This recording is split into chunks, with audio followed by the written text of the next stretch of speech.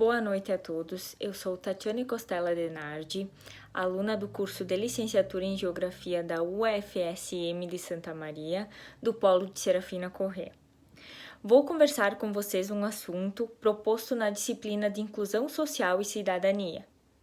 Atividade 2 da disciplina, unidade 2 sobre relações e educação étnico-racial, do texto 4, bem importante, que é desigualdades sociais.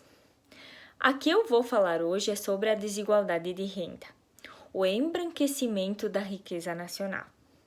Apesar dos avanços, a concentração de renda brasileira ainda é extremamente alta, encontrando-se o Brasil entre os países com mais elevados níveis de desigualdade. O Brasil ainda apresenta muitos contrastes entre a sua população, a exemplo dos negros, cuja renda média ainda é metade da dos brancos. Em relação à diferença de ganhos entre brancos e negros, a renda domiciliar per capita média da população branca era mais que o dobro da verificada para a população negra. O Brasil, nas últimas décadas, vem confirmando, infelizmente, uma tendência de enorme desigualdade na distribuição de renda e elevados níveis de pobreza. Um país desigual, exposto ao desafio histórico de enfrentar uma herança de injustiça social que exclui parte significativa de sua população do acesso a condições mínimas de dignidade e cidadania.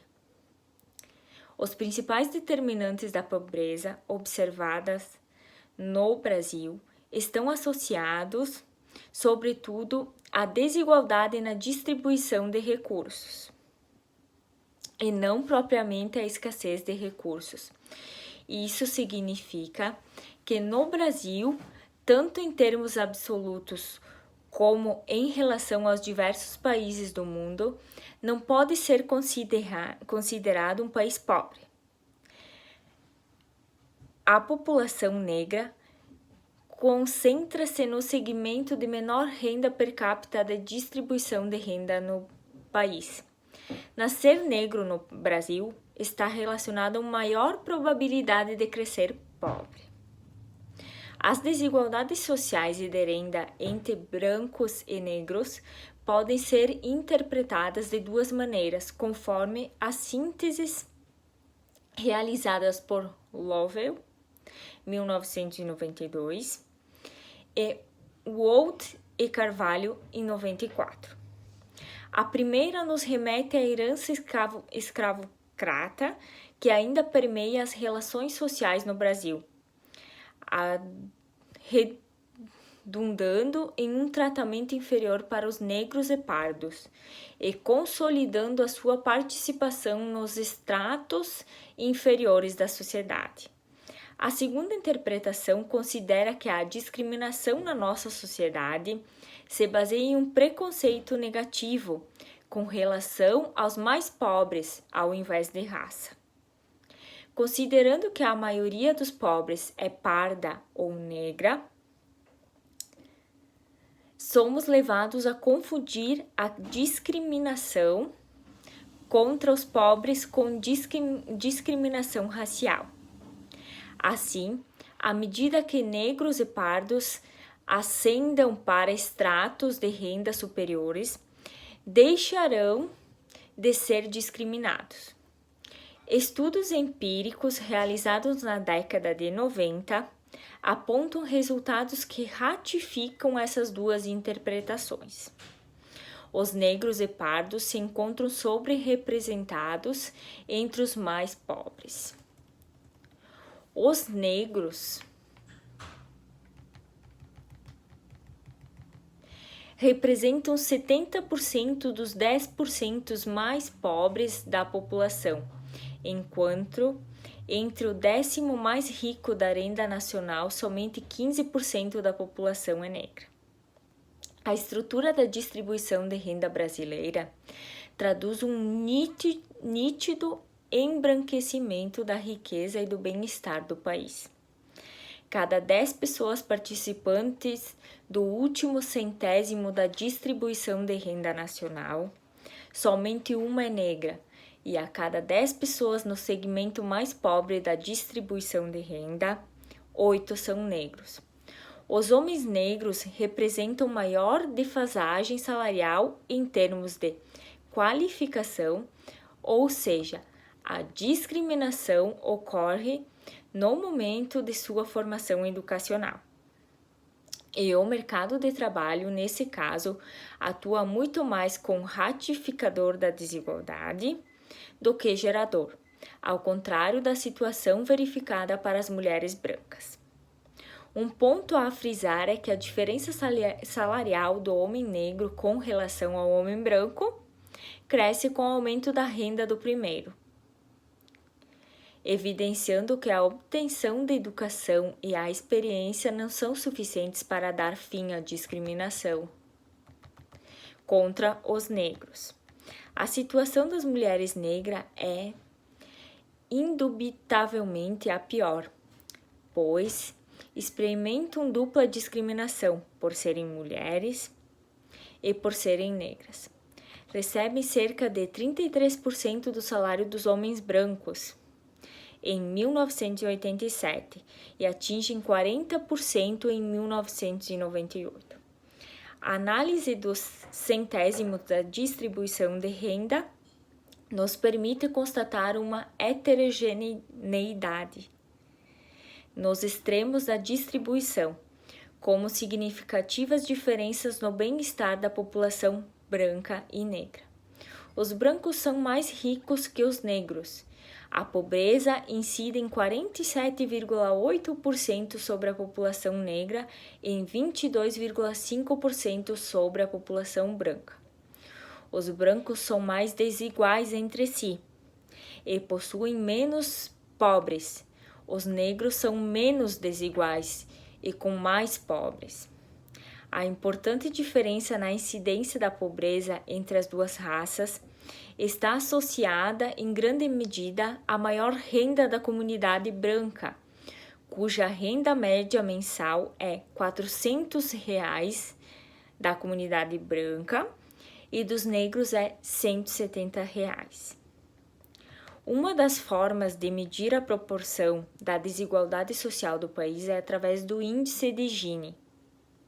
Este indicador é usado para calcular a desigualdade social, com base nos números de distribuição de renda e acesso a serviços básicos, como educação e saúde. Outro índice utilizado para o cálculo da desigualdade é o Índice de Desenvolvimento Humano, IDH. O índice de Gini, ou coeficiente de Gini, é classificado entre os valores 0 e 1 e leva em consideração principalmente a concentração de renda de um país. Quanto mais próximo de 0, menor é o índice da desigualdade. O índice de desenvolvimento humano também é usado para o cálculo da classificação de desigualdade social de um país. Este índice considera principalmente fatores como renda e acesso a serviços de educação e saúde. Os brancos representam 85% da população do 10º mais rico de nossa sociedade e apropriam-se de 87% da renda desse 10º, colocando ainda de outra forma, esse contingente da população branca se apropria de 41% da renda total do Brasil, os negros que se encontram nesse extremo mais alto da renda brasileira. Por sua vez, representam 15% da população do último 10º da distribuição e apropriam de 13% da renda desse mesmo 10º, ou seja, 6% da renda total do país. No extremo mais pobre da distribuição, observamos que a metade mais pobre da população se apropria de cerca de 12,5% da renda do país. Em 1999, entre os 50% mais pobres do país, encontram-se 40% de brancos, que se apropriam de 5,5% da renda do país.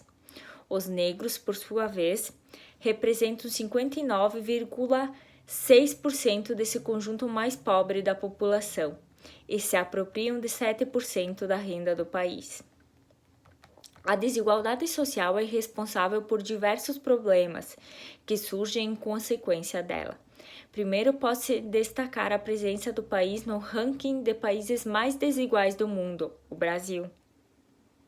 A desigualdade também é responsável por aumentar a ocorrência de vários problemas sociais, como desemprego, dificuldade de acesso à educação, qualidade, aumento da fome, dificuldade de acesso a serviços básicos, aumento das taxas de criminalidade, menor acesso à cultura, aumento das taxas de desnutrição, mortalidade infantil, diminuição dos índices de crescimento econômico do país. O reconhecimento de que a maioria dos negros pertence aos segmentos de menor renda per capita e que os negros ricos são menos ricos que os brancos ricos, nos permite derivar uma clivagem socioeconômica, que pode traduzir-se em dois mundos, um Brasil branco mais rico e mais desigual e um Brasil negro mais pobre. Assim, acredito que para diminuir a desigualdade de renda, é necessário resolver problemas, como a segregação racial e a desigualdade de gênero. E para isso é preciso que o poder público, o poder privado e a sociedade civil façam a sua parte.